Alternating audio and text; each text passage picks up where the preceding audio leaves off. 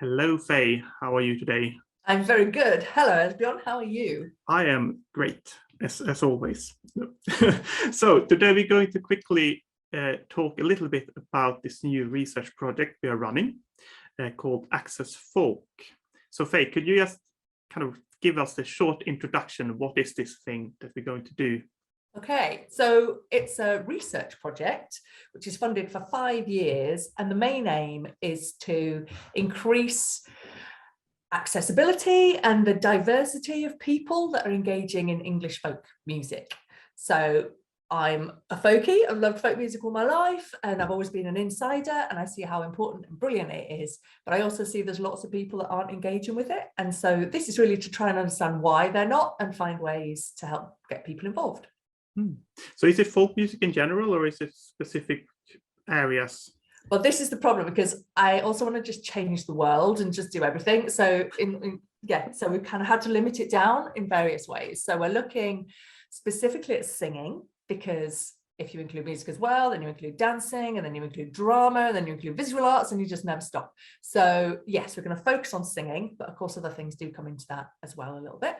And we're going to focus on England as well, because obviously we're part of much larger structures, and within England there's much smaller structures, but to just give us a boundary, we're looking at English folk singing. And English here, you mean folk singing in England?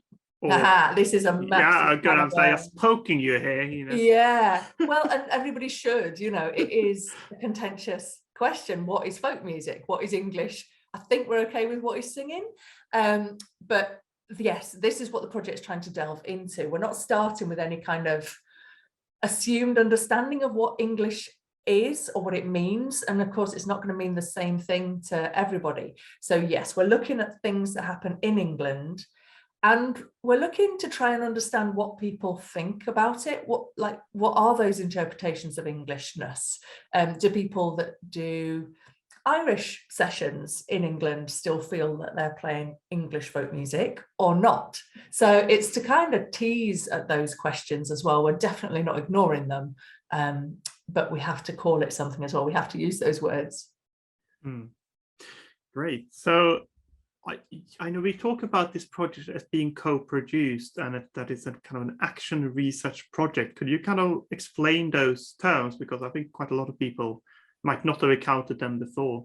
Yeah, so when you do research, there are loads of different kinds of methods that you can employ to do research. So those are the kinds of questions we're looking at, and the ways that we're trying to do it is through co-production and action research. So they are ways of trying to really embed it in communities. So rather than having a few academics in a university just collecting data and thinking about this on their own, it's about getting the people that the research is going to affect to join in devising what the actual problems are, what the questions should be, and how we go about it, how we get that information. So co-production is, well, it's co-produced. It's produced with academics and members of the community.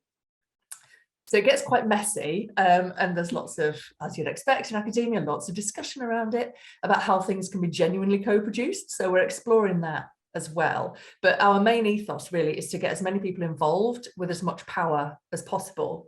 So the whole thing is overseen by a board, which is, we've currently got over half the board in place, and then we've done an open call as well for other people to join.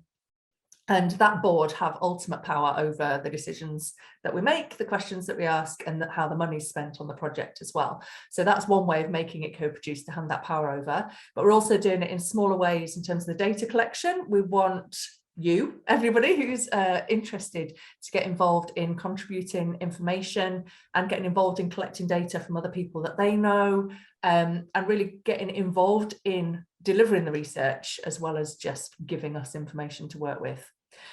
So that's co-production. Action research, again, it's a similar sort of idea. It's about embedding it in the communities that's going to happen. So in action research, you try and do something new. It's a bit more like an experiment than just documenting what's happening.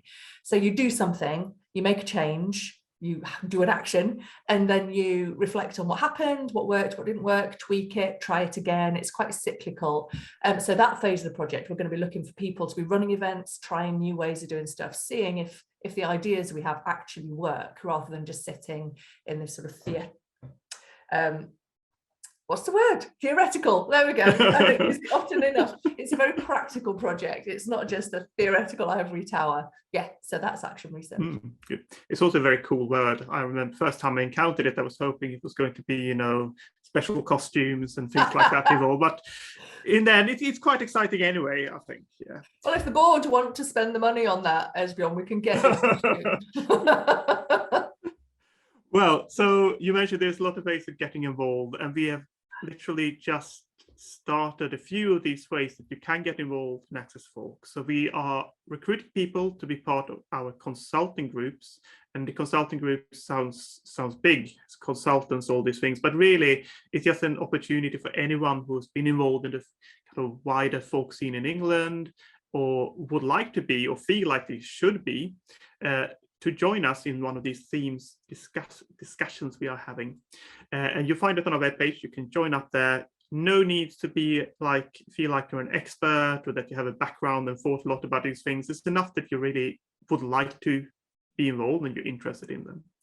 And we also last night, I think, launched our new reading group, which is part of what we call our research community. So everyone that's getting involved in various ways, we consider you our kind of co-researchers on this project. And the reading group is the first way of starting to learn things together and read things together. And I think that will be a lot of fun. We have 3 sessions this summer, and there will be more in the autumn as well. And we have more things coming up, including what you mentioned, Faye, that we'll kind of try to get a group of people involved in doing small interviews with people close to them, which we call Ask a Friend, which was a nice, friendly way of talking to people, as well as 2 surveys of the kind of folk singing scene in England that we're going to unleash on you in the summer as well. So please have a look on our social media and on our website, and there will be a lot of information popping up there, and sign up to our mailing list and you will get emails regularly telling you what's happening. Yeah, is there anything else we should say about this, Faye? I don't think so. Just we're friendly, get involved, and we mean it. You know, we're not looking for particular kinds of people. We're looking for you. So just get in touch if you've got a question, if you're unsure about anything. We're just Faye and Esbjørn. So yeah, brilliant. Come and be part of Access Folk.